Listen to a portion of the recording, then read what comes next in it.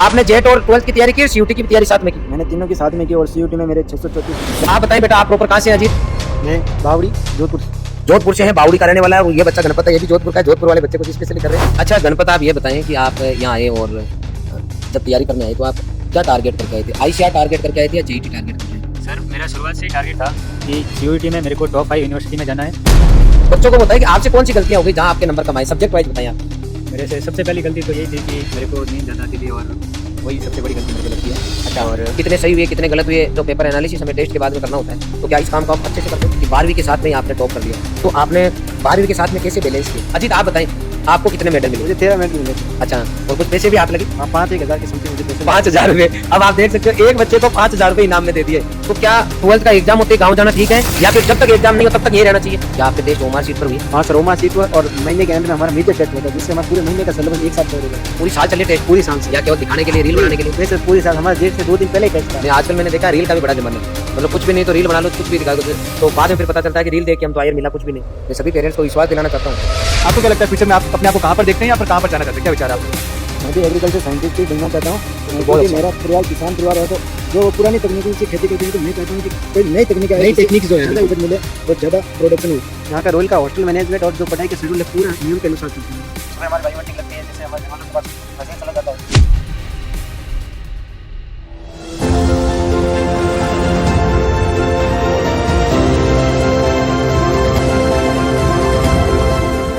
सभी को नमस्कार। रॉयल इंस्टीट्यूट उदयपुर के ऑनलाइन प्लेटफॉर्म पे आप सभी का हार्दिक स्वागत है। जैसा कि आप सभी जानते हैं, कोई भी बच्चा कुछ भी स्पेशल करता है, मैं आपसे उसको मिलवाता हूं। आज का सेशन मुझे लगता है अभी तक का सबसे बेस्ट सेशन रहेगा, क्योंकि आज जो मेरे साथ में है और हमारी टीम के अंदर जो बच्चे जिनसे मैं आपको मिलाने जा रहा हूँ वो यूनिक है। पहली बार आपको ऐसा कॉम्बिनेशन देखने को मिलेगा। और आज के सेशन में मेरा साथ देंगे दीपक सर। सबसे पहले तो दीपक सर, आपका और बच्चों का हार्दिक स्वागत आज के सेशन में। और आज के सेशन में जो बच्चे हमारे साथ में हैं, जो टीम हमारे साथ में है, मिलाना चाहूँगा आपको। फर्स्ट जो स्टूडेंट है ये है आईसीआर के अंदर ऑल इंडिया टॉपर है, एबीसी में फर्स्ट रैंक आई है बच्चे की। इसके अलावा सीयूटी में पहली बार ऐसा हुआ है कि किसी बच्चे के 700 से ज़्यादा नंबर एबीसी ग्रुप में आए हैं। इस बच्चे के 707 नंबर आए हैं। इससे आगे जो हमारा दूसरा जो बच्चा है, ये राजस्थान लेवल पर कोई अगर बच्चा एग्जाम देता है और एग्रीकल्चर यूनिवर्सिटी में एडमिशन लेना चाहता है तो उसको जेईटी की परीक्षा देनी पड़ती है। जेईटी में पूरे राजस्थान में सामान्य वर्ग में फर्स्ट रैंक लाने वाला बच्चा 429 नंबर लेके आया है और पूरे राजस्थान के अंदर फर्स्ट रैंक लेके आया। और सबसे बड़ी बात है 12वीं के साथ में, ये भी पहली बार इतिहास में हुआ है, जेट के इतिहास में। और उसके पास में हमारा बच्चा है अजीत, जिसकी पूरे राजस्थान में सेकंड रैंक है ओबीसी में और ओवरऑल जनरल थर्ड रैंक है। 420 नंबर के साथ में इस बच्चे ने भी टॉप किया है। 3 वो बच्चे हैं हमारे टॉपर्स जो आज आपसे मिलेंगे। और इनका पूरा जो सेशन रहा, इनकी जो लाइफ रही रॉयल के साथ में, इनका शुरू से जो टारगेट रहा, अटैचमेंट रहा एग्रीकल्चर के साथ में, अभी तक ये यहाँ तक पहुंचे हैं। क्योंकि हर कोई बच्चा चाहता है कि मैं भी इनकी जगह पहुंचूं। तो कंटिन्यू आज मैं आपसे इन बच्चों से बातचीत कराऊंगा, साथ मेरा देंगे दीपक सर। और सब चीज़ें एक बच्चा जो जानना चाहता है, फैमिली एक जानना चाहती है, वो सब बातें हम बच्चों से बैठ के डिस्कस करेंगे। हालांकि इनके हमने इंडिविजुअल पॉडकास्ट भी बनाए हैं, किसी बच्चे को टारगेट करते हुए देखना चाहो तो वो भी हमारे यूट्यूब चैनल पर मिल जाएंगे। इस सेशन के अंदर हम इनको कॉमन लेके बातचीत करेंगे ताकि हम नेशनल लेवल पर और स्टेट लेवल पर जो एग्जाम्स हैं इनके बारे में और इनकी तैयारी के बारे में और आगे इनके क्या टारगेट्स हैं उसके बारे में यहीं से एक ही वीडियो से आपको सब कुछ इन्फॉर्मेशन दे पाएं। सबसे पहले तो मैं फर्स्ट बच्चे से बात करूंगा। गणपत पटेल, बेटा आप बताएं कि आप प्रॉपर कहाँ से हैं और रॉयल के साथ आप कब से जुड़े? मेरा नाम गणपत पटेल है और मैं गांव डोली जोधपुर का रहने वाला हूं। और पिछले साल मैं यहाँ पे लॉन्ग ईयर बैच में था। कौन सा बैच था आपका? मेरा बैच लॉन्ग ईयर C1 था। C1 बैच, मतलब ये बच्चा इंग्लिश मीडियम का बैच है। इंग्लिश मीडियम का जो बैच है उसका स्टूडेंट है। और आप सभी को बताना चाहूंगा, कई सारे बच्चे हमें कई बार फोन करते हैं कि सर मैं आपके पास में यहाँ तैयारी तो करने आ जाऊं लेकिन मुझे डर लग रहा है। मैंने कहा क्यों लग रहा है डर? कई बार बच्चा 11th का होता है, कई बार 12th का होता है, ड्रॉपर बैच का बच्चा भी होता है जो दोबारा तैयारी करना चाहता है कि सर मेरी 1 साल खराब हो गई, 11th खराब होगी, 12th खराब होगी। क्योंकि मैं जिस इंस्टीट्यूट में गया था उन्होंने बोला था कि हमारे हिंदी मीडियम इंग्लिश मीडियम के बैच अलग अलग है। और फिर पता चला कि हमें महीने 2 महीने बाद में मिक्स करके पढ़ा दिया और कहीं ना कहीं हमारी पूरी साल खराब हो गई। तो ये हमारा बच्चा है C1 बैच का। बताना चाहूंगा, पेरेंट्स को विश्वास भी दिलाना चाहता हूँ, 2016 से रॉयल इंस्टीट्यूट उदयपुर में इंग्लिश मीडियम का बैच स्टार्ट हुआ था और 2016 से सेपरेट बैच है हमारे। हिंदी मीडियम का बच्चा हिंदी मीडियम बैच में रहता है, इंग्लिश मीडियम का बच्चा इंग्लिश मीडियम बैच में रहता है। ये C1 बैच का बच्चा है और सबसे पहले जो हमारे बैच शुरू होते हैं वहां से इसकी स्टार्टिंग है।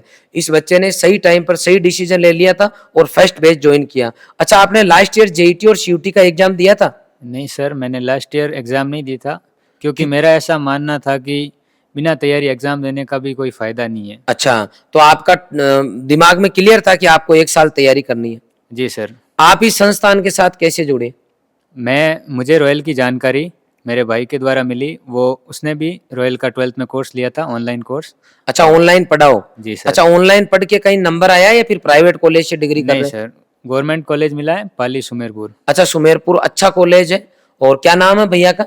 मेरे भाई का नाम अशोक पटेल है और अभी 4th ईयर BSc एग्रीकल्चर। बहुत बढ़िया। अब मैं आप पेरेंट्स को और बच्चों को बताना चाहता हूँ कि परिवार से अगर कोई भी एक आदमी आगे बढ़ जाता है, निकल जाता है, तो प्लस माइनस क्या होता है वो सब समझने लग जाता है। बच्चे को पता चला कि मैं ऑनलाइन पढ़ा और मुझे सुमेरपुर कॉलेज मिला और कंटिन्यू वो देख रहा है रॉयल इंस्टीट्यूट उदयपुर से। लास्ट ईयर हमारे 700 से ऊपर बच्चे ICR में सेलेक्ट होके गए थे। इस बार भी रॉयल इंस्टीट्यूट उदयपुर से ICR में 700 प्लस बच्चे जाएंगे और जेईटी में 1000 प्लस बच्चे हमारे सिलेक्शन होने वाले हैं। संभावित सिलेक्शन की बात कर रहा हूँ। लास्ट 2 सालों से हम लगातार इतने ही सिलेक्शन देते रहे, इनसे ज्यादा हम कंटिन्यू हमारी तरफ से कोशिश करते हैं कि और ज्यादा बच्चे सेलेक्ट हो। तो इस बार भी हम उस आंकड़े को तोड़ने वाले हैं। तो जब अशोक इसका भाई वहां पढ़ रहा था सुमेरपुर, तो उनको पता चला कि सुमेरपुर से बेटर भी ऑप्शन है। पंतनगर उत्तराखंड भी है, BHU भी है, नवसारी भी है, TNU भी है, PAU भी है, HAU भी है। वो कैंपस में मेरा भाई पढ़ना चाहिए। उसके लिए उसने डिसीजन लिया कि 11th 12th पढ़ ले गांव से और 1 साल तैयारी कर। लेकिन 1 साल तैयारी करने का फायदा तब मिलता है जब आप बैच स्टार्ट होते ही आ जाते हो। आप 1 साल तैयारी तो करोगे लेकिन दिवाली बाद में आओगे तो साल नहीं बोल पाओगे, आपकी साल खराब तो होगी। लेकिन आपने संस्थान को 12 महीने नहीं दिए। दीपक सर, मैं आपको बताना चाहूंगा, कई बार बच्चे वेट करते रहते हैं। तो मैं गणपत को भी धन्यवाद दूंगा कि आपने सही टाइम पर बेच लिया ताकि आपको रिवीजन का भी प्रॉपर समय मिले। नेक्स्ट बच्चे से मैं मिलना चाहूंगा। नेक्स्ट है हेमराज। आप बताएं बेटा, आप प्रॉपर कहाँ से हैं? मैं गांव जोजवा, जिला भीलवाड़ा से हूँ। बहुत बढ़िया। आप कौन से बैच में कब आए थे रॉयल में? मैं 8 जुलाई 2024 को 11th RG1 में एडमिशन लिया। अच्छा, 11th RG1 में पढ़े और 12th भी RG1 बैच में रहे। 11th 12th कौन से हॉस्टल में रहे आप? 11th में मैं सक्षम हॉस्टल में था और 12th में मैं संगम में चला गया। अच्छा, 12th में संगम हॉस्टल में रहे। दोनों ही हमारे रघुनाथपुरा में हॉस्टल है। आपने 12th के साथ में आपने जो पे एग्जाम क्रैक किया, तो कितने नंबर आ रहे हैं आपके? JET में मेरे 429 और पॉइंट में समथिंग नंबर है।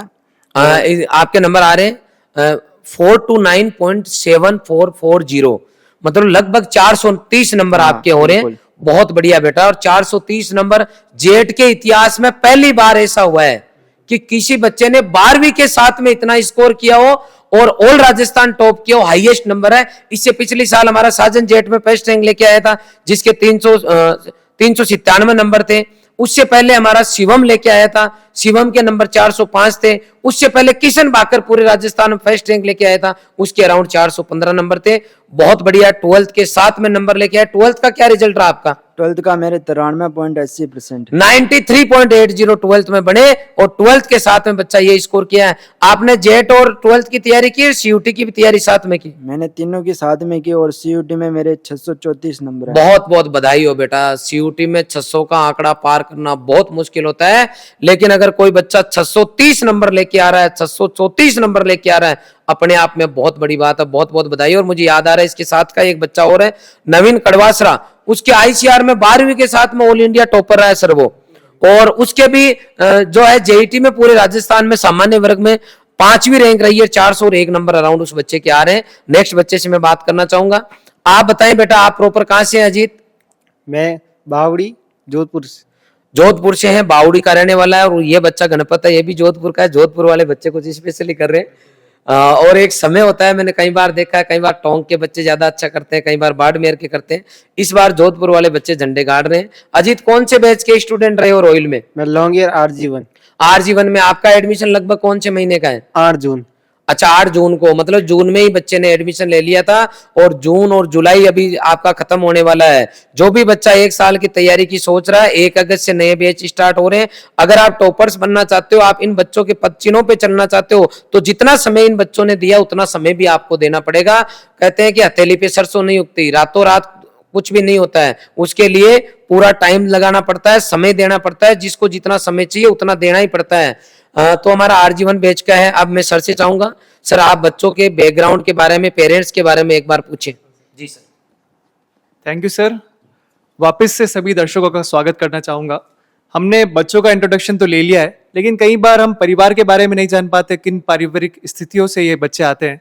और जैसा कि आप सभी को ज्ञात है, हमारे रॉयल इंस्टीट्यूट की जो यूट्यूब फैमिली है, उस पर भी 1 मिलियन सब्सक्राइबर अब हो चुके हैं, यानी कि 10 लाख जो सब्सक्राइबर अब यहाँ पर है। तो कहीं ना कहीं इस पे शिक्षक हो गए, हमारे जो भी अभिभावक है वो भी जुड़े हुए हैं। तो कहीं ना कहीं इनके रिलेटिव्स भी, मैं आशा करता हूँ कहीं ना कहीं ये वीडियो देख रहे होंगे, तो इनसे जानेंगे इनकी फैमिली बैकग्राउंड के बारे में। तो सबसे पहले मैं गणपत जो है, आप अपने माता पिता के बारे में बनाएं और क्या क्या आपका फैमिली बैकग्राउंड है उसके बारे में थोड़ा सा दर्शकों को बताएं।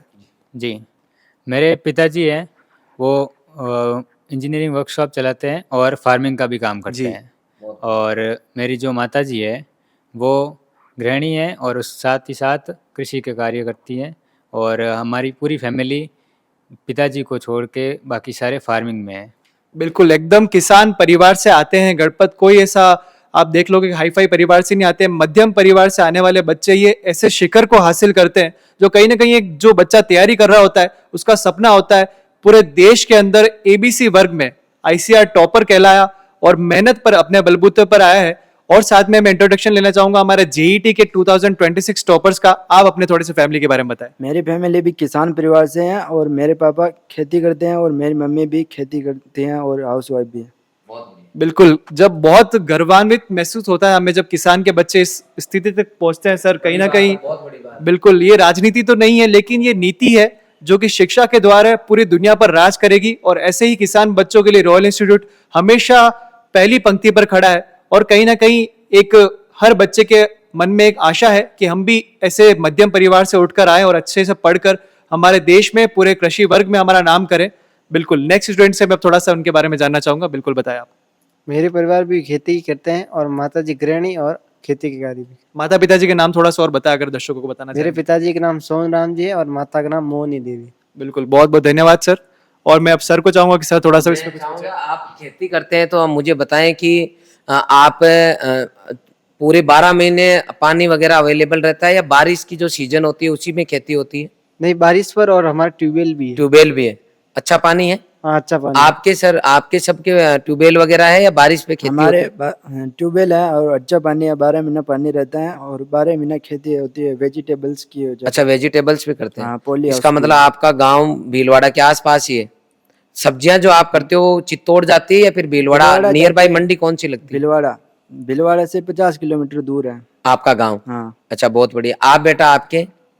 हमारे जनरली जो खेती है वो बारिश पे डिपेंडेंट है और उसी से मूंग और बाजरा की खेती होती है मेनली। अच्छा गणपत, आप ये बताएं कि आप यहाँ आए और जब तैयारी करने आए तो आप क्या टारगेट करके आए थे? आईसीआर टारगेट करके आए थे या जेईटी टारगेट करके आए थे? सर मेरा शुरुआत से ही टारगेट था कि सीयूईटी में मेरे को टॉप 5 यूनिवर्सिटी में जाना है। बहुत बढ़िया। और दोनों में आपकी बहुत अच्छी रैंक आई है। आपके उसमें कितने नंबर आए हैं आईसीआर वाले एग्जाम में, सीयूटी का जो दिया उसमें? उसमें सीयूईटी की बात करें तो सीयूईटी में 707 मार्क्स आउट ऑफ 750। अच्छा, हमने पूरी साल लड़ाई लड़ी थी कि 750 में से 750 लाने हैं। तो आप हमारे बच्चों को, जो अब बच्चे आ रहे हैं, उनको ये बताओ कि आपने कहाँ कहाँ गलती की जिसकी वजह से आप 700, आप ऑल इंडिया टॉपर हो नो डाउट। जी सर। लेकिन कहीं ना कहीं आपके यूं तो होगा कि पूरे में से पूरे नहीं आए। तो आप बच्चों को बताएं कि आपसे कौन सी गलतियां हो गई जहां आपके नंबर कम आए, सब्जेक्ट वाइज बताएं आप। मेरे से सबसे पहली गलती तो यही थी कि मेरे को नींद ज़्यादा आती थी और वही सबसे बड़ी गलती मेरे को लगती है। अच्छा। और सब्जेक्ट्स में देखें तो शुरुआत में क्या है कि मन नहीं लग रहा था। अच्छा, उस हिसाब से शुरुआत में अगर मन लग जाता तो पढ़ाई हो जाती। मतलब आते ही मन लगा लेना चाहिए, बड़ी बात बोली है बच्चे ने। और अच्छा, मन नहीं लगा तो कई बच्चे सामान लेके रवाना हो जाते हैं कि नहीं रहना चाहिए, कुछ भी कर लो मुझे तो। तो आपकी इच्छा नहीं हो कि गांव चला जाऊं, अब क्या करना हूं, मन तो लग ही नहीं रहा? नहीं, मेरे ऐसे था कि अब मैं टारगेट लेके आया हूँ तो उसको पूरा करके ही जाना है। तो आपका टारगेट की वजह से आप रुक पाए, जी सर। अदरवाइज मन तो ये कह रहा था कि गांव पकड़ लेना चाहिए। जी सर। मैं पेरेंट्स और बच्चों को कहना चाहता हूँ कि 2000 बाद में सबके एक एक बच्चे हैं। जब भी बच्चा घर छोड़ के आता मन नहीं लगता, बच्चा 2 मिनट कहता है अरे पापा मन नहीं लग रहा, उतने मम्मी और पापा सुबह शाम को छोड़ के जाते हैं, सुबह ऑफिस में आ जाते हैं कि सर नहीं बैठेगा। एक ही है, ध्यान रखना, किसी का भी मन नहीं लगता है, लेकिन जिंदगी में कुछ करना है तो आत्मा से गृह त्याग करना होता है, वो समय पर करना होता है। मैं आपको एग्जाम्पल देता हूँ, अगर कोई बच्चा, दीपक सर मैं सही बात बोल रहा हूँ, कि अगर कोई पेरेंट्स या कोई बच्चा जो आज कामयाब है, आप अपने गांव में, मोहल्ले में, शहर में देखो, जो कामयाब है, वो जो सक्सेस हुई है अपनी लाइफ में, उन्होंने 100% 14 to 18 की एज में घर छोड़ा है पढ़ाई के लिए। जिसने 14 से 18 के बीच में एज में घर छोड़ा है वही लाइफ में सक्सेस हुआ है। और कोई इस उम्र में मम्मी का लाडला बन गया और कहीं गया और वापस छोड़ के आ गया कि नहीं मन नहीं लग रहा घर जाऊंगा, जो मम्मी का लाडला ऐसा बन गया वो 25 या 30 की उम्र में मजबूरी में घर छोड़ता है और पूरी उम्र मजदूरी करता है। चाहे सिक्कर सूरत कहीं चले जाओ मजदूरी करने, मजदूर हमेशा मजदूर ही रह जाता है। लेकिन कोई लक्ष्य लेके पढ़ाई का और 14 से 18 की बीच की एज में घर छोड़ देता है तो वो झंडे गाड़ता है। अब आप गांव में पता कर लो, जिसने 14 से 18 की उम्र में घर छोड़ा था वो आज सक्सेसफुल है, और जो मजबूरी में गांव छोड़ के गए मजदूरी कर रहे हैं वो आज भी मजदूर है, चाहे वो दुबई क्यों न चले जाओ। इसलिए गणपत ने बहुत बड़ी बात की अपने को और सबको सीखने लायक है कि मन तो नहीं लगा था। इसका दर्द देखो दो, पहला दर्द तो ये कि 750 में से 750 नहीं आए ऑल इंडिया टॉपर होने के बावजूद, तो उसका पहला कारण है कि मेरा आता ही मन लग जाना चाहिए था, क्योंकि मेरे 5 दिन 15 दिन 20 दिन जो ऊपर नीचे हुए उसका कारण इसको लग रहा है कि थोड़ी पढ़ाई में वहां मेरे से कमी रह गई, पिछड़ गया, कहीं ना कहीं में रह गया, पीछे रह गया। और दूसरा इसको ये लग रहा है कि जो मेरा नींद का कारण था कि मेरे को नींद थोड़ी सी ज्यादा आती है, तो उसमें भी जो नेक्स्ट कोई भी स्टूडेंट है उसको समय रहते अपने को, जो हम लोग कहें आपको कि नींद कब लेनी है, कितनी लेनी है, कैसे लेनी है, उस पर भी वर्कआउट करना है, जो हम कहें उसकी पालना करना है। अच्छा ठीक है, ये तो बात हुई आपकी पढ़ाई को लेके, लेकिन पेपर देते वक्त आपसे कौन सी वो गलतियां हुई, अगर वो नहीं होती तो स्कोर 707 से ज्यादा जाता। सब्जेक्ट वाइज बताएं आप, क्योंकि आपकी शिफ्ट मुझे याद है 29 का शायद आपका पेपर था। 29 का जो पेपर हुआ था वो सबसे टफेस्ट पेपर था, बहुत टफ पेपर था, केमिस्ट्री का पेपर था, वास्तव में लेवल था उस पेपर का। उसमें आपके कितने क्वेश्चन सही हुए? बात करें जैसे एग्रीकल्चर की, तो एग्रीकल्चर में मेरे 44 क्वेश्चन राइट हुए और 6 क्वेश्चन है वो नेगेटिव हुए। अच्छा और मैंने पूरा ही पेपर अटेम्प्ट किया था, 150 के 150 क्वेश्चंस। अच्छा, और बायो में कुछ ऐसे कुछ क्वेश्चन गलत हो गए? नहीं, बायो में ऐसा था कि कुछ क्वेश्चन सही एनटीए ने सही नहीं माने हैं। अच्छा, कुछ के आंसर में अभी भी आपको डाउट है? अच्छा, और केमिस्ट्री की बात करें उसमें इजी क्वेश्चन भी गलत हो गए। कितने क्वेश्चन सही हुए आपके? और बायोलॉजी की बात करें तो बायोलॉजी में 48 क्वेश्चन राइट है और 2 इनकरेक्ट है। और जो उन दो में भी आपने चैलेंज किया था लेकिन उन्होंने सही नहीं किए? जो 2 बच गए वो इनकरेक्ट हुए, उनमें भी डाउट है। अच्छा, और केमिस्ट्री में सिली मिस्टेक की वजह से 2 क्वेश्चन इनकरेक्ट हो गए, क्योंकि हड़बड़ी में टाइम की कमी, और ऐसा लग रहा जो था इजी क्वेश्चन गलत हुए या फिर टफ क्वेश्चन केमिस्ट्री में? केमिस्ट्री में इजी बहुत इजी क्वेश्चन गलत हुए और टफ से टफ थे वो आपने कर दिए। कितने जी। क्वेश्चन सही करके आए आप? 48 क्वेश्चन। 48 क्वेश्चन। जिन बच्चों को केमिस्ट्री से डर लगता है, बच्चे कहते हैं कि सर हमसे केमिस्ट्री नहीं हो पाएगी, वो बच्चे सीयूटी जैसे पेपर में सबसे टफ शिफ्ट थी इनकी, उसमें 48 क्वेश्चन सही करके आए हैं। थोड़ी सी इससे लापरवाही रह गई और 2 क्वेश्चन इससे गलत हो गए। टफ से टफ क्वेश्चन थे वो भी ये निकाल के आए हैं, क्योंकि रॉयल की टीम, यहाँ का स्टाफ केमिस्ट्री में लगभग 7 से 8 टीचर पढ़ाते हैं इनको, एक एक चीज कवर कराते हैं। कितना भी कमजोर बच्चा क्यों ना हो, कोशिश करते हैं, हर टीचर कोशिश करता है कि बच्चा 50 में से 50 करके आए। आज ऑल इंडिया टॉप होने के बावजूद भी हम इस चीज पे वर्कआउट करते हैं कि बच्चे के नंबर पूरे में से पूरे आने चाहिए, उसके लिए बच्चे को तैयार करो। और उसका नतीजा कि लगातार हम टॉपर्स दे रहे हैं, एक नॉर्मल बच्चे को तैयार कर रहे हैं। बायोलॉजी में भी अच्छा किया, केमिस्ट्री में अच्छा किया, ओवरऑल 707 नंबर लेके आ गया। आपने अच्छे से सब कुछ किया, अच्छी मेहनत की, लेकिन बहुत सारे बच्चे जब पढ़ाई करते हैं, पढ़ते हैं, तो टेंशन मैनेज करते चलते हैं पूरी साल ही कि मेरा होगा अगर नहीं होगा क्या ही होगा। तो आप भी टेंशन को मैनेज करने में आधी एनर्जी लगा रहे थे या इसके ऊपर आपने कोई भी मतलब अपने दिमाग को 1% टेंशन को जगह ही नहीं दी? नहीं सर, टेंशन तो कोई भी नहीं थी, बस यही था कि एम को पूरा करना है और उसके लिए स्टडी करनी है जितनी भी हो सके। अच्छा, आपको अपना 100% देना है। जी सर। बहुत बढ़िया। आपकी जब टेस्ट में रैंक लगती थी तो आप कंपैरिजन करते थे बच्चों से? नहीं सर, टेस्ट की रैंक लग जाती थी तो सबसे पहले देखनी होती कितनी रैंक आई है बस, और उसके बाद वापस नेक्स्ट टेस्ट की तैयारी या जो भी स्टडी करनी है उसके बारे में। कितने सही हुए कितने गलत हुए जो पेपर एनालिसिस हमें टेस्ट के बाद में करना होता है, तो क्या इस काम को आप अच्छे से करते थे? जी सर, टेस्ट जैसे ही टेस्ट हो गया उसके बाद जो आधा घंटा है उस पे लगाता था कि कौन से क्वेश्चन गलत हुए और क्यों हुए, और कौन से टॉपिक जो है वो अच्छे नहीं है या कमज़ोर हैं, तो उस पे ध्यान देना है। तो संडे था उस दिन, जिस दिन संडे होता है उसी दिन ये एनालिसिस कर लेता था और मंडे से उसी पे काम करना चालू कर देता। बहुत बढ़िया। आप हॉस्टल में रहे? जी सर। तो बिना फोन के रहे तो आप आराम से रह गए बिना फोन के? पहले तो सर मुश्किल लगी पर धीरे धीरे आदत पड़ गई। अच्छा, आपके पास फोन तो था? जी सर। तो आपको कितने दिन से फोन मिलता था? फ़ोन शुरुआत में जब आए थे तो 7 दिन में एक बार मिलता था और 2 घंटे मिलता था। अजी अपने हेमराज से पूछना चाहेंगे, आपके पास था बेटा फोन? नहीं, मेरे पास नहीं था। फोन रखते ही नहीं थे आप? नहीं। तो आपकी इच्छा नहीं होती थी कि भाई मैं फोन रखूं, बड़ा हो गया अब तो? ओ, देखने की इच्छा होती थी तो हॉस्टल में दूसरे बच्चों को देते थे तो इसका मतलब दूसरे सब बच्चे फोन रखते? नहीं, वो कुछ कुछ रखते थे। हमारे भी रूम में 3 जने 4 जने थे तो उनमें से एक ही रखता था। एक जना फोन रखता था। उसको फोन 15 दिन से महीने से कब मिलता था? उसको 15 दिन में एक बार मिलता था। एक बार, लगभग 2 घंटे के आसपास। हाँ। अच्छा, इसके अलावा फिर आपके पास फोन नहीं था तो घर पे बात कैसे करते? घर पे कॉलिंग कार्ड से बात करते थे। तो कॉलिंग कार्ड से हर कहीं फोन हो जाता है, लिमिटेड फोन होता था? लिमिटेड रेट होता है 10 मिनट के लिए ओनली। कितने नंबर पे बात होती थी? 3 नंबर पे। किस किस से बात करते थे आप? मम्मी पापा से बात करते थे। मेरे में 2 नंबर ही ऐड थे। आपने तीसरा नंबर भी ऐड नहीं करवाया? हाँ, पुराना कार्ड था मेरे पास इसलिए 2 नंबर ही ऐड थे उसमें। अच्छा, ठीक है, बहुत बढ़िया। कई बच्चे ऐसे आज के टाइम में, जैसे आपने पूरा राजस्थान टॉप किया है, बहुत सारे बच्चे और ऐसे पेरेंट्स रहते हैं जिनको लगता है कि उनका बच्चा बिना फ़ोन के तो रह ही नहीं पाएगा। तो क्या रोइल में अगर बच्चा एक बार जम जाता है तो ऐसे याद आती है फ़ोन की, या ऐसा पता ही नहीं चलता? नहीं नहीं, बिल्कुल नहीं आती। अगर पढ़ाई में मन लग जाता है तो फिर फोन छूट जाता है। छूट जाता है अपने आप? हाँ बिल्कुल। आपने जैसे पूरा राजस्थान टॉप किया है और हर आदमी, हर बच्चा आपसे यूँ जानना चाहेगा कि 12वीं के साथ में ही आपने टॉप कर लिया, तो आपने 12वीं के साथ में कैसे बैलेंस किया? और जेड में ऐसा होता है कि जो 11th 12th अगर ध्यान से पढ़ ली तो 60 से 70% कवर हो जाता है। तो आप पहले 12th ही पढ़ी या फिर साथ में जेड के चैप्टर भी आपको करवाए थे तो वो सब क्लासेज लिया आपने? 11th के चैप्टर मैंने 11th में पढ़ लिए थे, उसके बाद नहीं देखे 12th में।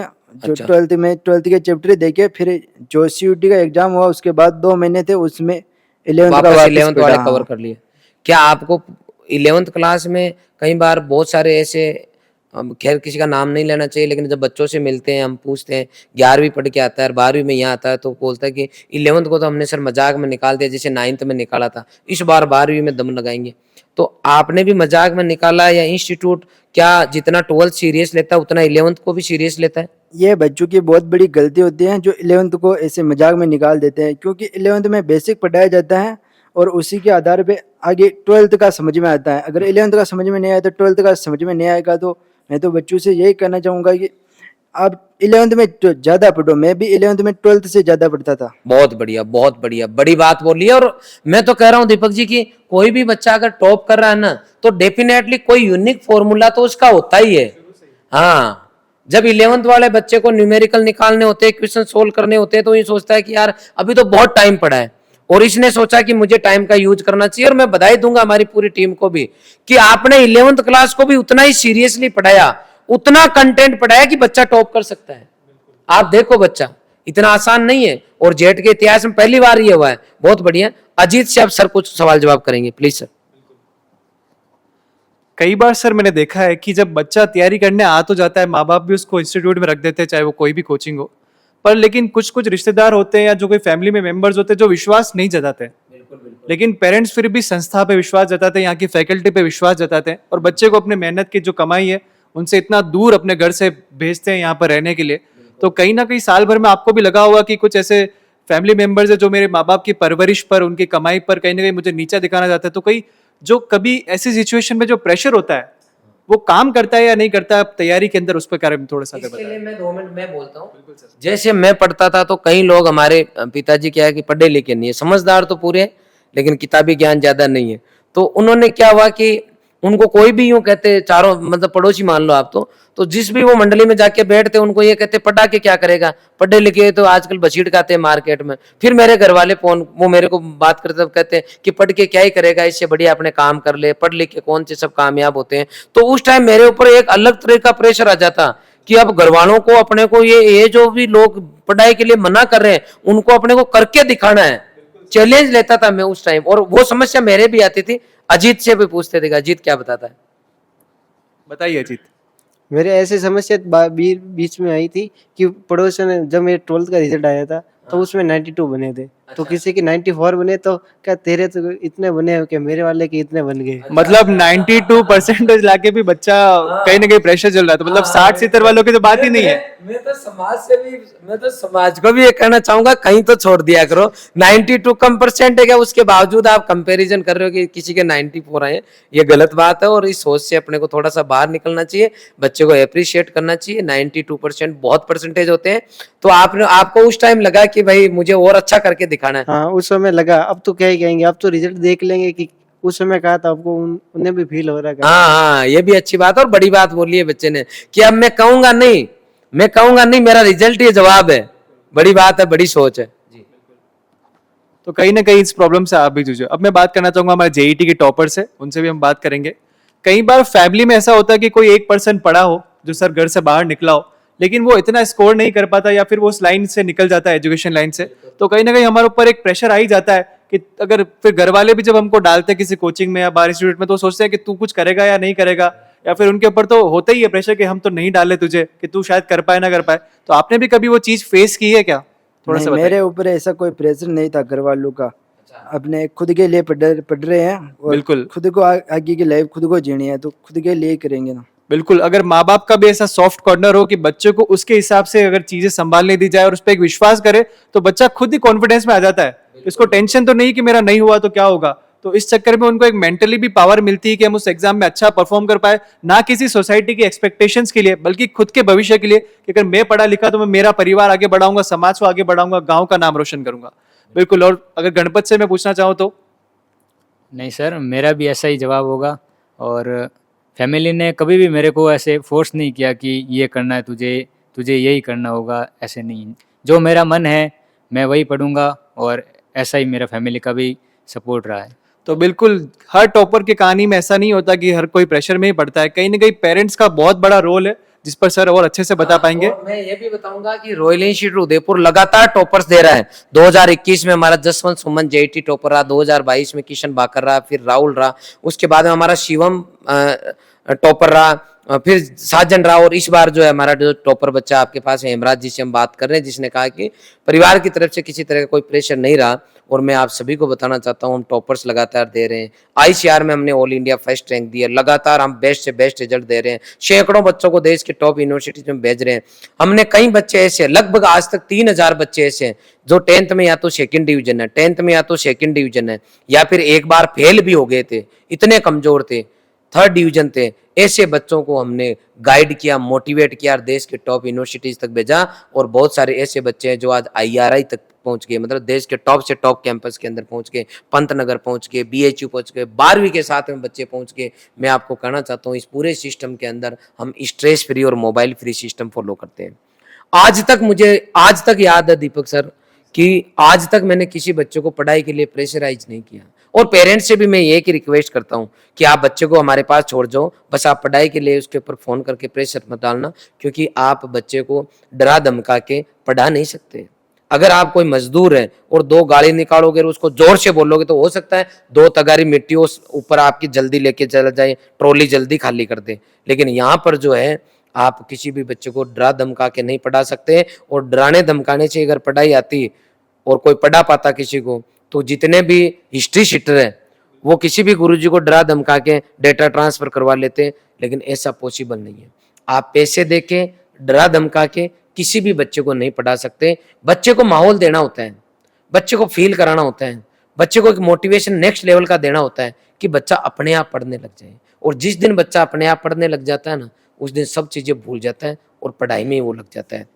और बच्चों को हम तो पढ़ाते वक्त ये भी पूरा ध्यान रखते हैं कि ऐसे संस्कार दो कि बच्चा जब जाए कहीं पर भी, मार्केट में जाए, समाज में जाए, देश में जाए, राज्य में जाए, तो लगना चाहिए कि वास्तव में ये पढ़ा लिखा है। तो मम्मी पापा, गुरुजी, सरस्वती माँ, इन सब का मान सम्मान करते हुए बच्चा शिक्षा ले, उसका हम पूरा ध्यान रखते हैं। इसी में लगे हाथ में ये पूछना चाहूंगा बेटा आपसे कि हमने देखा है कि कई जगह बच्चे पढ़ाई के स्ट्रेस में सुसाइड कर लेते हैं, टेंशन लेते हैं, पढ़ाई बीच में छोड़ देते हैं कि हमसे नहीं हो पाएगा क्योंकि कंपटीशन का दौर है। अपने रॉयल में कोई बच्चा टेंशन नहीं ले, उसके लिए अपना इंस्टीट्यूट क्या करता है पूरी साल, वो थोड़ा सा आप हमारे पेरेंट्स को बताएं ताकि उनको पता रहे कि उनका बच्चा स्ट्रेस फ्री कैसे रहेगा। सर यहाँ पे हर 15 दिन में मोटिवेशनल सेमिनार हो जाता है, उसमें डांस होते हैं और सर भी मोटिवेट करते हैं। और 15 दिन हो गए, 15 दिन में मोटिवेशनल सेमिनार हो गया और बीच में जो संडे आता है उसमें मूवी दिखा देते हैं ताकि ज़्यादा पढ़ाई का लोड भी नहीं हो और स्ट्रेस फ्री हो जाए स्टूडेंट। बहुत बढ़िया। अच्छा, जो अपन मूवी दिखाना, मोटिवेशनल मूवी, इसके अलावा सेमिनार कंडक्ट कराना, क्या वास्तव में इसमें फायदा मिलता है? जी सर, इससे बहुत ही फ़ायदा मिलता है क्योंकि पूरे जो वीक मेहनत की है थोड़ा बहुत उससे रिलैक्स हो जाए और वापस नई एनर्जी के साथ पूरे अगले वीक की तैयारी करें। तो अच्छा, इससे बहुत ही ज़्यादा बेनिफिट मिलता है सर। Good good. अच्छा, जब हम बच्चों का आपका टेस्ट लेते हैं तो सेमिनार का हमारा उद्देश्य इतना सा होता है कि जिसने अच्छा किया है उसको अप्रिशिएट करो, और जिससे अच्छा नहीं हो रहा उसको कारण बताओ। चिंता नहीं, चिंतन करो कि कहाँ कमी छोड़ी लास्ट टाइम और उसमें सुधार कैसे करें, इस पे हम प्रयास करते हैं। उसके लिए हम बच्चों को मेडल देते हैं और लास्ट के टाइम में मैं बच्चों को पैसे भी देता हूँ ताकि एन केन प्रकार पूरे में से पूरे नंबर बच्चा लाने के लिए पूरी कोशिश करें। हर बच्चे में कंपटीशन हो। जब इनाम देते थे तो आपको मेडल कितने मिले आपको पूरी साल? मेरे को ऐसे गिनती तो नहीं है पर लगभग जितने भी सेमिनार हुए हैं सभी में मेरे को मेडल मिले हैं। 10 से और ऊपर मिले होंगे? 10 से ऊपर मिले हैं सर। बहुत बढ़िया। अजीत, आप बताएं आपको कितने मेडल मिले? मुझे 13 मेडल मिले थे। अच्छा, और कुछ पैसे भी हाथ लगे? हाँ, 5-1 हजार की समथिंग मुझे पैसे भी 5,000 रुपए। अब आप देख सकते हो एक बच्चे को 5,000 रुपए इनाम में दे दिए। कभी 500 रुपए का लिफाफा, हाईएस्ट लिफाफा कितने का मिला? हाईएस्ट 500 के। 500 रुपए का मिला। अब आप देख सकते हो कितना हम बच्चों के लिए करते हैं। शायद ही कोई करते होंगे इनको मेडल देना। लगातार हर सेमिनार में मैं लगभग 250 से 300 मेडल देता हूँ, 250 से 300 बच्चों को। उसके बाद में ऊपर से अलग से प्राइज देता हूँ। फिर आप नेशनल लेवल पे टॉप करते हो, स्टेट टॉप करते हो तो हम कोई ना कोई और इनाम देते हैं। जैसे कई बार हम बाइक देते हैं, स्कूटी देते हैं, कुछ ना कुछ देते हैं। मतलब हमारी तरफ से हम कोई कमी नहीं छोड़ते। और मैं पेरेंट्स को विश्वास दिलाना चाहता हूँ कि ये रॉयल इंस्टीट्यूट है, ये 2011 से जो हमारे बच्चे जुड़े हैं उनसे धीरे धीरे करके भावनाओं से बना हुआ एक इंस्टीट्यूट है जहाँ हम बच्चों से लिए। मैं सर गाँव से आया तो कुछ नहीं लाया था, 3,84,000 का कर्जा लाया था। सीटीए कॉलेज पढ़ा तो मेरे बैंक से मैंने लोन लेके पढ़ाई की, तो कर्जा लेके आए थे हम। यहाँ कुछ भी लेके नहीं आए थे, सब कुछ बच्चों ने दिया। तो हम सब कुछ बच्चों को वापस देने का प्रयास करते हैं। हर एक मोड पे कुछ ना कुछ बच्चों के लिए नया करता रहता हूँ। हमारी टीम पूरा सब कुछ अपनी एनर्जी लगा के नया करती है। अच्छा, अब एक चीज और मैं बच्चों से पूछना चाहूंगा सर। हालांकि सर आपको मैं माइक कम दे रहा हूँ, मैं ही ज्यादातर पूछ रहा हूँ। एक चीज और पूछना चाहूंगा। अपना लगातार इंस्टीट्यूट टॉपर दे रहा है, last year before last year लगातार टॉप दे रहे, क्या संस्थान का आपके ऊपर, बच्चों के ऊपर पूरी साल में कभी भी ये दबाव रहा कि टॉप लाना, नहीं तो इंस्टीट्यूट की ना कर जाएगी, फर्स्ट रैंक लेके आना है, या कभी हम लोगों ने चर्चा ही नहीं करते इस बारे में? नहीं, ये कभी दबाव नहीं दिया सर ने। मेरी फर्स्ट रैंक आती थी, मुझे कभी नहीं कहा कि तुझे ऐसा करना है, तुझे ऐसा। अच्छा, कभी नहीं कहा? कभी नहीं कहा, पूरे इंस्टीट्यूट के अंदर? पूरे इंस्टीट्यूट के अंदर। मैं पेरेंट्स को विश्वास दिलाना चाहता हूँ क्योंकि मैंने बहुत बारीकी से सिस्टम को देखा, बहुत बारीकी से, शायद कोई ऑब्जर्व ही नहीं करते। मैंने एक एक चीज का ध्यान रखा है कि कभी जिंदगी में ऐसा काम मत करो जिसमें आप खुद ही फंस जाओ और अपने आप टेंशन ले लो। एक दिन भी अजीत ने 5,000 रुपए जीत लिए, 1% तो मुझे लगता होगा ना, हमारी टीम को लगता होगा ना कि अजीत नेशनल टॉप कर जाएगा, स्टेट टॉप कर जाएगा, इस पे थोड़ा सा अलग से ध्यान देंगे तो मजा आ जाएगा। पूरी साल में मेरा रिकॉर्ड है, पिछले 15 सालों में आज तक मैं कोई टॉपर बच्चे से अलग से नहीं मिला दीपक सर।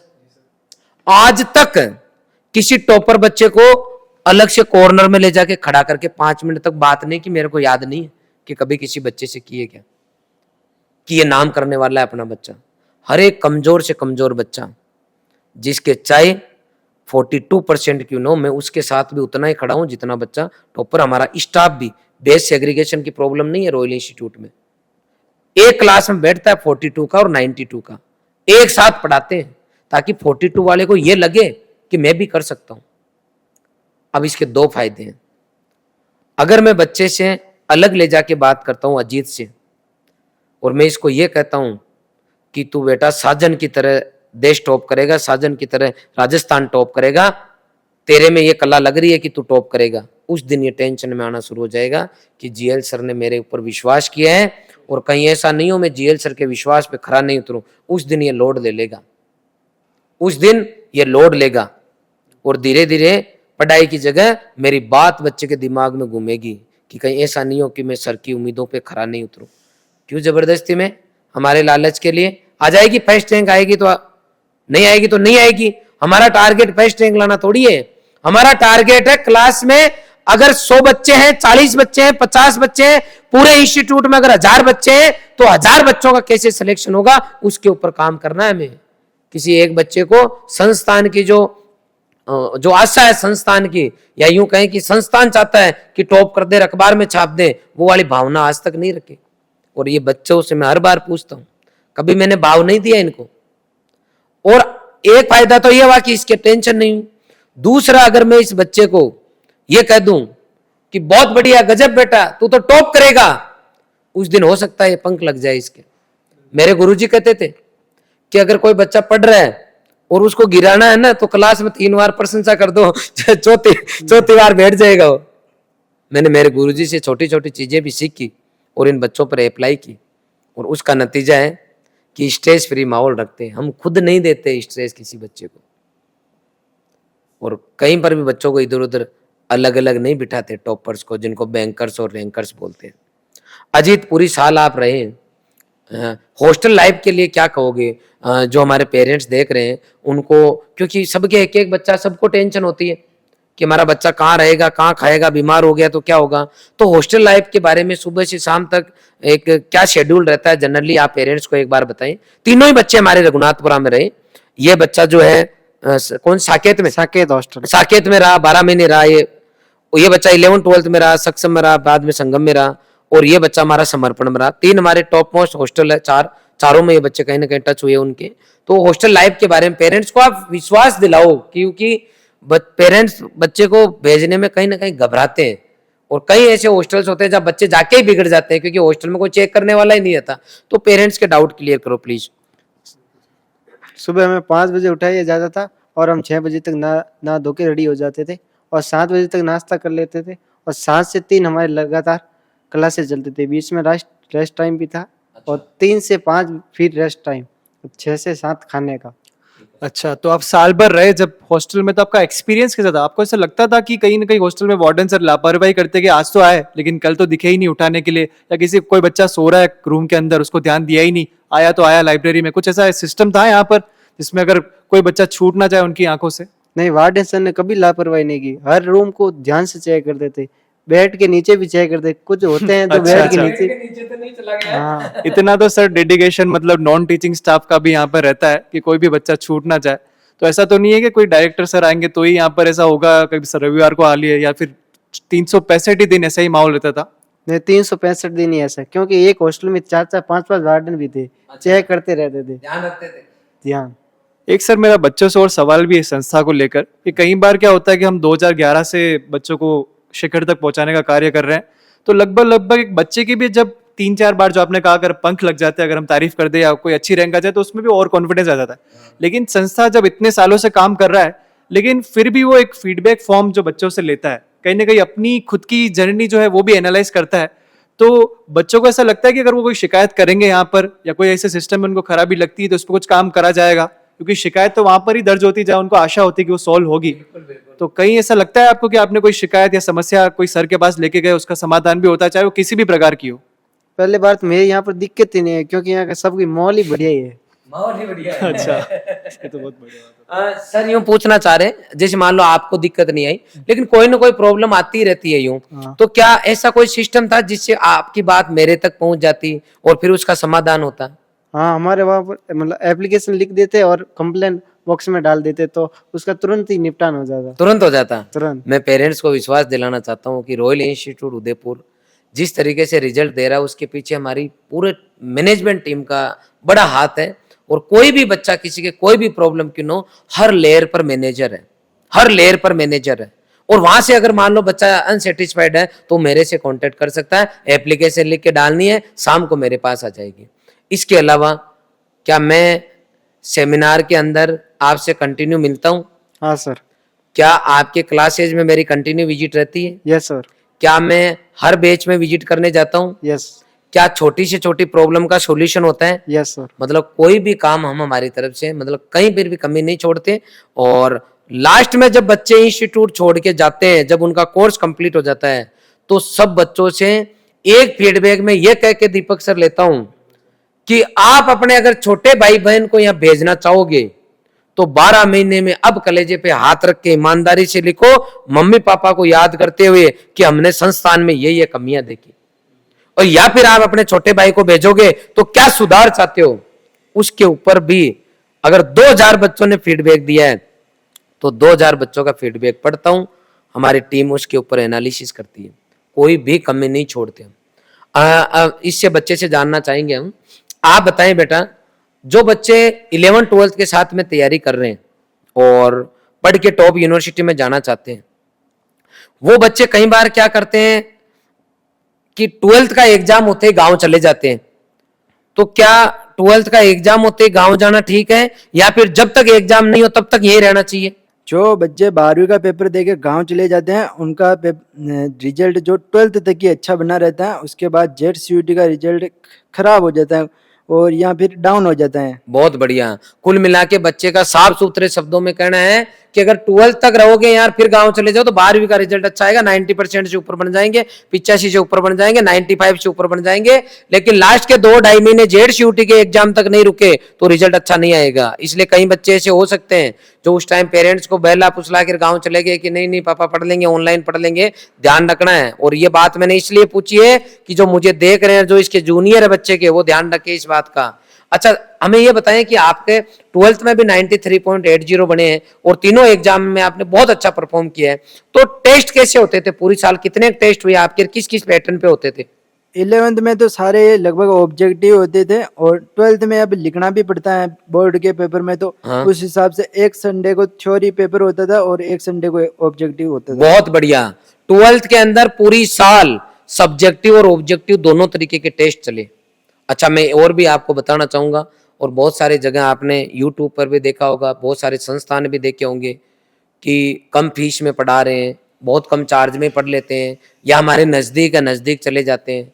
ये जो रिजल्ट आ रहा है रॉयल का, उसके कारण सुनो, मैं एक बार रिपीट कर रहा हूं बेटा, रोजाना बायोमेट्रिक अटेंडेंस होती है, यस और नो बोलो आप। यस। हमेशा बच्चे के पेरेंट्स के पास फोन जाता है कि आपका बच्चा क्लास में आया कि नहीं आया। यस। हर क्लास में डिजिटल बोर्ड है या नहीं है? यस। हाँ। इसके बाद में आप तीनों बच्चे बताओ, आपकी सभी क्लास में अलग अलग बेस थे तीनों के, सब में डिजिटल बोर्ड है कि नहीं है? हाँ, हाँ, हर सब्जेक्ट के 4 से ऊपर टीचर है कि नहीं है? हाँ।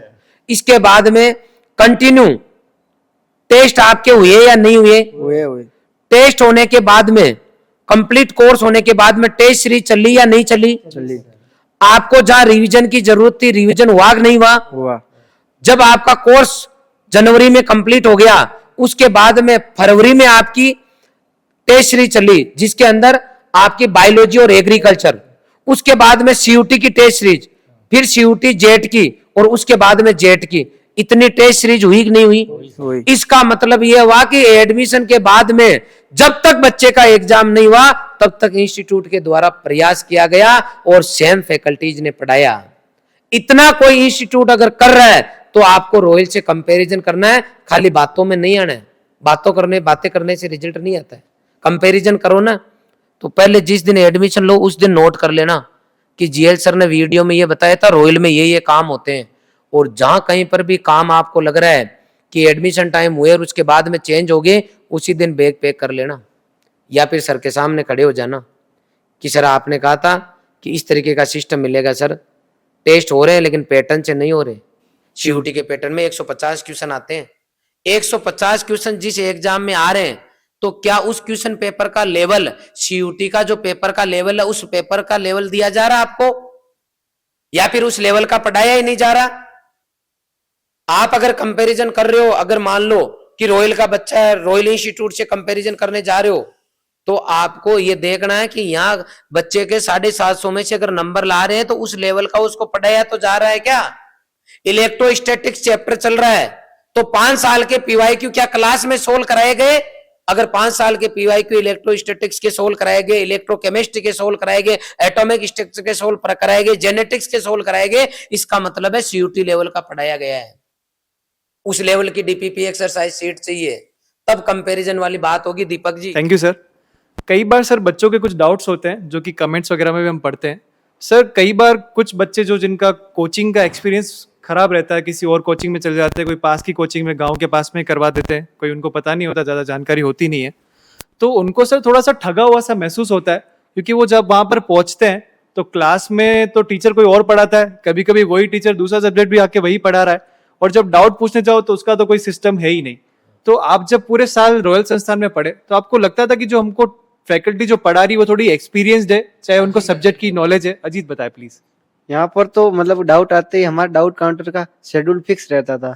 जैसे ही डाउट आए हम सर से पूछ लेते थे। अच्छा, तो मतलब आपको सेम ही टीचर से, मतलब जो क्लास में पढ़ा रहा वही टीचर है, वही डाउट सॉल्व करता था, या कोई दूसरा ऐसे छोटा मोटा भेज देते थे कि नहीं, मुझसे वही समझ लो? टीचर। ऐसा कभी आपको ऐसा तो नहीं लगा कि आज शनिवार है तो आज इन सर की छुट्टी कर दो और कोई नहीं, नॉर्मल सर उठा के लाओ यहाँ भाड़े पे, उनको भेज दो? ऐसा नहीं, तो वही नहीं सर ही पढ़ाते थे। सेम सर ही मिलते थे? हमारे दीपक सर के दर्द है, क्योंकि इनके परिवार में 1-2 बच्चे इधर उधर पढ़ने गए। ये जरूरी नहीं है कि वो एग्रीकल्चर के, वो नीट में, जेई में ऐसा होता है कि क्लास में कोई और टीचर पढ़ाते हैं, उनका अलग तरीका होता है, फिर बच्चा डाउट पूछने जाता है तो उनका तरीका अलग ही है, तो समझ में ही नहीं आता, तो बच्चा ठगा हुआ महसूस करता है। इसलिए दीपक सर को लग रहा है कि आपके साथ तो ऐसा नहीं हुआ। तो आपको जो सर पढ़ाते खान सर, तो खान सर डाउट सोल्व करते? Yes sir. अच्छा, बहुत बढ़िया। डाउट सॉल्यूशन का क्या पूरी साल एक प्रॉपर सिस्टम चलता है? प्रॉपर सिस्टम जो रहा पूरी साल। बहुत बढ़िया। तो आप देख सकते हो कि ये सब चीजें करनी पड़ती है अच्छा रिजल्ट लाने के लिए, और एडमिशन से एग्जाम तक करनी पड़ती है। मैंने तो कई बार ये भी देखा कि according to exam pattern test ही नहीं होता। क्या आपके टेस्ट ओमार सीट पर हुए? हाँ सर, ओमा सीट हुआ, और महीने के एंड में हमारा मेजर टेस्ट होता है, जिससे हमारे पूरे महीने का सिलेबस एक साथ कवर हो जाता है। रिविजन हो जाता है उसका। हाँ। बहुत बढ़िया। और पूरी साल चलिए टेस्ट? पूरी साल सर। या केवल दिखाने के लिए, रील नहीं, बनाने के लिए? नहीं सर, पूरी साल। हमारा जेट से 2 दिन पहले ही टेस्ट था। नहीं, आजकल मैंने देखा रील का भी बड़ा जमाना है, मतलब कुछ भी नहीं तो रील बना लो, कुछ भी दिखा दो, तो बाद में फिर पता चलता है कि रील देख के हम तो आयर मिला कुछ भी नहीं। मैं सभी पेरेंट्स को विश्वास दिलाना चाहता हूँ कि आप हमारे 100 वीडियो उठा के देख लो, उसमें हम जो बोल रहे हैं वो लिख लो एक पेज के ऊपर, और उसके बाद में आते ही जो पेज पे लिखा हो उसी के अकॉर्डिंग क्वेश्चन पूछो, और उसके अकॉर्डिंग हर चीज को चेक करो। कतनी और करनी में यहाँ फर्क नहीं है, और उसी का नतीजा है कि लगातार हम टॉपर्स हैं। मुझे कहते हुए प्राउड फील हो रहा है। कहते हैं कि टॉप कर दिया बड़ी बात नहीं है। 2018 में हमने जेट टॉप कर दिया था, गोवर्धन गाडरी को भेज दिया था। 2019 में आईसीआर में हमारा बच्चा चला गया था सेलेक्ट होकर फर्स्ट रैंक के साथ में। हम चाहते तो उसी टाइम अपने आप को मान लेते कि अब हम टॉप कर दिए, अब तो कुछ भी कर लेंगे। लगातार टॉपर्स बने रहना टफ है, और लगातार टॉपर्स बने रहने के लिए जमीनी लेवल पर जुड़कर बच्चे के साथ में काम करना पड़ता है। बच्चा कोरा कागज आता है, जनरली उसको कुछ नहीं आता। क्यों नहीं आता? क्योंकि ये एनसीईआरटी की बुक उस सिलेबस में नहीं है, और यहाँ आके पढ़ता है बच्चा। नीट के बच्चे को टक्कर देता है। 100% बच्चे लेके आए हैं, 250 आउट ऑफ 250 लेके आए हैं, 707 नंबर लेके आया बच्चा। नीट के बच्चों को डायरेक्ट टक्कर दे रहे हैं ये बच्चे। तो मैं आपको इतना ही कहना चाहता हूं कि जो कुछ आप देख रहे हो और रॉयल का नाम सुन रहे हो, ये मजाक नहीं है, ये कई रातों का कड़ा संघर्ष है। बच्चों ने अपनी जी जान लगाई है, टीचर्स ने अपनी जी जान लगाई है, और मैनेजमेंट का तो कहना ही क्या। सब चीजों का जब कॉम्बिनेशन होता है तब जाके बच्चे का रिजल्ट आता है। अंत में हम सब आपसे ये जानना चाहेंगे, सबसे पहले तो एग्रीकल्चर सेक्टर में आप आए तो आपने एग्रीकल्चर ली क्यों? बच्चे तो साइंस मैथ ले रहे हैं, बायो ले रहे हैं, आपने एग्रीकल्चर क्यों लिया? मैंने एग्रीकल्चर इसलिए लिया क्योंकि मेरे घर वाले खेती बाड़ी करते हैं, जी, तो मैं आगे बनना एग्रीकल्चर साइंटिस्ट बनना चाहता हूँ कि अलग अलग नई वैरायटी डेवलपमेंट करूँ, किसानों की बिल्कुल सहायता करूँ। बिल्कुल सर, जो परिवार खेती करते हैं वो कहीं ना कहीं ये नहीं चाहते कि हमारा बच्चा वापस खेती करे। कोई नहीं चाहते। हाँ सर। बिल्कुल, और उनको रियलिटी भी पता है, कहीं ना कहीं किसानों की जो अभी आर्थिक व्यवस्था है उनके बारे में भी जानते हैं, लेकिन फिर भी ऐसे किसी व्यवसाय से, किसी संभाग से जुड़ना जो खुद कृषि के ऊपर बात करता हो, फिर भी ऐसे बच्चों का, ये सिर्फ टॉपर्स ही नहीं है, इनकी सोच भी उस उच्च लेवल की है जहां पर ये कहीं ना कहीं वापस उसी रूट्स पर पहुंचना चाहते हैं जहां से ये आए हैं, क्योंकि ये किसान परिवार से आते हैं। तो सर इसके लिए बिल्कुल, और मैं आपको छोटी सी माफी चाहूंगा, बीच में आपको टोक रहा हूँ, मैं कहना चाहता हूँ ये बच्चा ये कहना चाहता है कि कुएं की छाया कुएं में ही रहती है। कुआं जो होता है ना चारों तरफ से गोल, उसकी छांव देखना बाहर नहीं आती, अंदर ही रहती है। किसान का बेटा किसान नहीं बनना चाहता क्योंकि खेती घाटे का सौदा है, ये देख रहे हैं आंखों से, इसलिए इनके दर्द हो रहा है कि हम कुछ ऐसा करें कि मैं किसी को चौराहे पे खड़ा रह के या 5 आदमी में खड़ा रह के ये कह सकूं कि मैं किसान का बेटा हूं, और वो मुंह से तब निकलेगा जब जेब में पैसा होगा, किसान प्रॉफिट में होगा।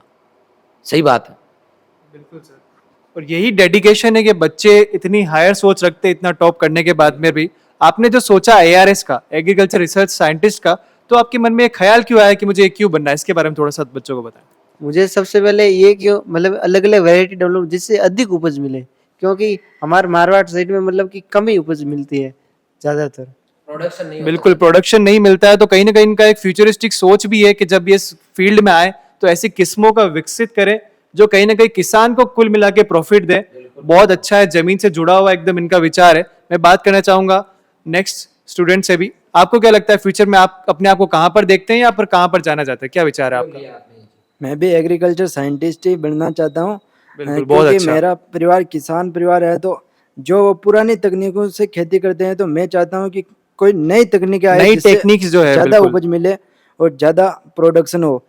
और अगर जो भी जैसे किस्में होती हैं तो काफ़ी सारे कीट लग गए, सूखे हो गया तो फसल बर्बाद हो गई, या ज़्यादा पानी से फसल बर्बाद हो गई, तो ऐसी किस्में बनाई जाए जो इनके प्रति प्रतिरोधक हो और प्रतिकूल समस्याओं को झेल सके, तो बिल्कुल। इससे प्रतिकूल परिस्थितियों में भी अच्छा उत्पादन होता है। भिलवाड़ा और अपना चित्तौड़, बेगू, बिजोलिया का जो एरिया है, कहीं ना कहीं यहाँ पर देखने को मिला है कि अफीम की खेती भी होती है, तो आपका उस पर कुछ विचार है?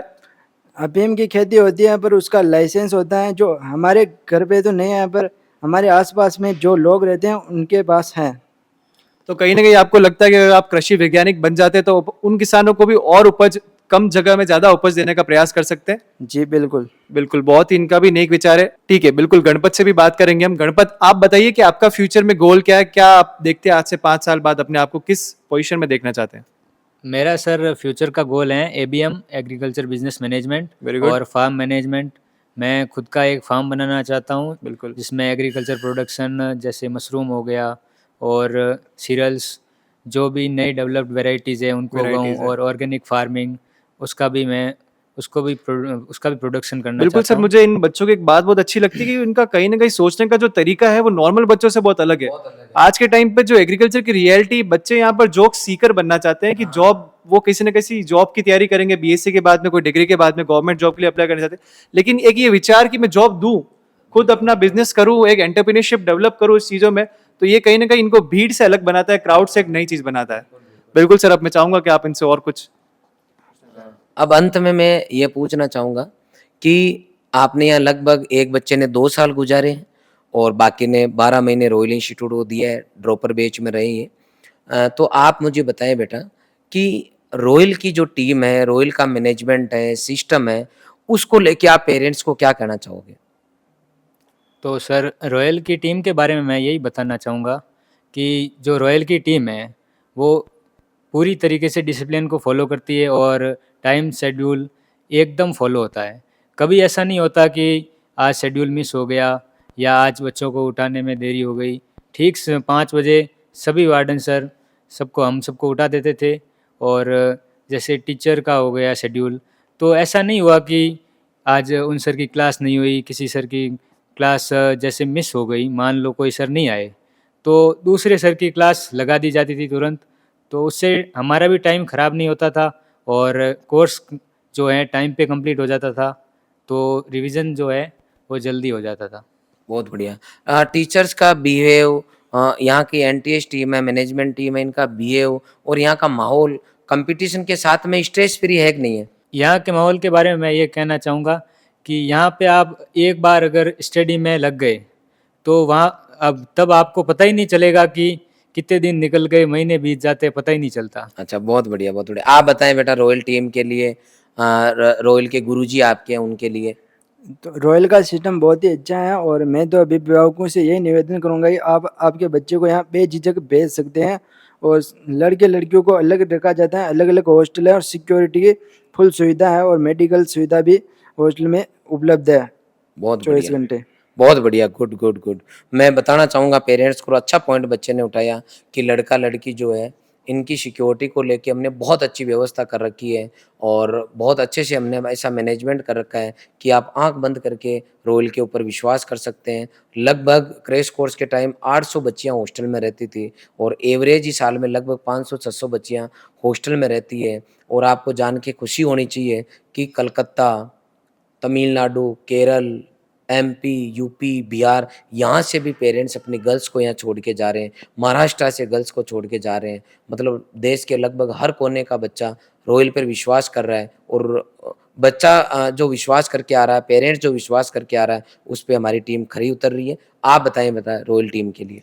यहाँ का रॉयल का हॉस्टल मैनेजमेंट और जो पढ़ाई का शेड्यूल है पूरा नियम के अनुसार चलता रहता है। सुबह हमारे बायोमेट्रिक लगती है, जिससे हमारे घर वालों के पास मैसेज चला जाता है अच्छा, कि भाई बच्चा क्लास में गया कि नहीं आया गया। या नहीं। और मैं घर से कॉलिंग कार्ड से भी बहुत कम बात करता था, अच्छा, आप कम ही बात करते हैं। फिर भी कभी मुझे ये नहीं कहा कि तुम बात कम करता है, क्योंकि उनको चिंता ही नहीं कि मुझे रॉयल में छोड़ दिया। अरे यार, बहुत बड़ी बात कही है ना, ये विश्वास है। धन्यवाद दूंगा मैं वास्तव में हमारी पूरी टीम को कि आपने बच्चों का इस लेवल तक दिल जीता है कि पेरेंट्स बिल्कुल निश्चिंत हो गए कि रॉयल में इसका मतलब सुरक्षित है। अब मैं इतना ही कहना चाहूंगा बाकी पेरेंट्स और बच्चों को भी कि आपने मेहनत की है और उसका नतीजा है कि आज आप टॉपर्स की श्रेणी में खड़े हैं। All India topper, Rajasthan topper, अब लोग आप देश की टॉप यूनिवर्सिटीज में जाएंगे। एक बार लास्ट में आप अपने अपने मनपसंद यूनिवर्सिटी का नाम जरूर बता दें। आप कौन सी में जाना मैं चाहते हैं? BHU में जाना चाहता बीएचयू में। आप बेटा? मैं भी BHU में। और आप? सर मैं भी BHU में ही जाना चाहता हूँ। अच्छा, बीएचयू में जाना चाहते हैं, बहुत बढ़िया। और बहुत अच्छा कैंपस है। लास्ट ईयर 100 से ऊपर बच्चे हमारे बीएचयू में, 227 सीट है, उनमें 100 से ऊपर बच्चों ने हमारे यहाँ से क्वालिफाइड किया था। इस बार भी हम उन आंकड़ों के, जो हमारे पुराने आंकड़े, उनको तोड़ने वाले हैं, क्योंकि बहुत अच्छा रिजल्ट हमारा इस बार भी रहा है। और इस बार हमारा यूं कह सकता हूँ कि आज तक का, पिछले 15 सालों में जो हमारा रिजल्ट रहा, उससे सबसे बेहतरीन रिजल्ट इस साल रहा। बताना चाहूँगा, जेट में फर्स्ट रैंक, टॉप 5 में 3 बच्चे हैं, जनरल सामान्य वर्ग में आईसीआर हमने टॉपर दिया है, साथ का साथ सीयूटी के अंदर सबसे ज्यादा नंबर दिए हैं, 4 सीयूटी में 100% वाले के साथ में ऑल इंडिया टॉपर दिए हैं। इसके साथ में प्री पीजी में 1 से लेकर 4 तक जनरल रैंक हमारी रही है, first, second, third, fourth. 12th के साथ में हमारे बच्चे ने जेट टॉप किया है, तो 12th के साथ में भी बच्चों के 12th के साथ में परसेंटेज भी बहुत अच्छे आ रहे हैं और साथ के साथ टॉप भी करे। तो आज तक का हमारा सबसे बेस्ट रिजल्ट जो है इस साल का रहा है और आगे भी हम इसी तरीके से प्रयास करते रहेंगे, बच्चों को मेहनत कराएंगे, पेरेंट्स का विश्वास जीतेंगे। और इतना ही कहना चाहूँगा कि आप कहीं पर भी एडमिशन अगर बच्चे का आज के टाइम में करवाते हैं, तो मैं इतना ही कहूँगा कि एक बार आप बिना कॉल करे, बिना मैसेज करे, रेंडमली रॉयल इंस्टीट्यूट उदयपुर आके यहाँ के कैंपस विजिट करें। डेफिनेटली आप दिन भर जब यहाँ चीजें देखोगे तो आपको ये विश्वास हो जाएगा कि जितनी केयर आप अपने बच्चों की घर पे करते हो, उससे कहीं ज्यादा रॉयल इंस्टीट्यूट उदयपुर करता है। और मैं बताना चाहूंगा, माहौल इतना अच्छा है यहाँ, हॉस्टल में बच्चा चाहे आप कैसा भी क्यों ना लाओ, वो आपका सही लाइन पर आएगा। और उदयपुर में अगर कोई बच्चा रूम लेके रहे या लोकल है, तो उदयपुर का भी पढ़ाई का बहुत अच्छा माहौल है। जैसे कई लोग बोलते हैं कि सीकर में, कोटा में, जयपुर में भीड़ हो गई, माहौल खराब है, ये हो गया, वो हो गया। यहाँ पर बिल्कुल शांत एरिया है, पढ़ाई के अलावा यहाँ और कुछ भी नहीं है। बच्चा जो सोच लेके आएगा, डेफिनेटली वो सोच उस बच्चे की पूरी होगी। मिलते हैं अगले दूसरे वीडियो में, तब तक दीपक सर आपका और बेटा आप सभी का बहुत बहुत आभार। Thank you very much.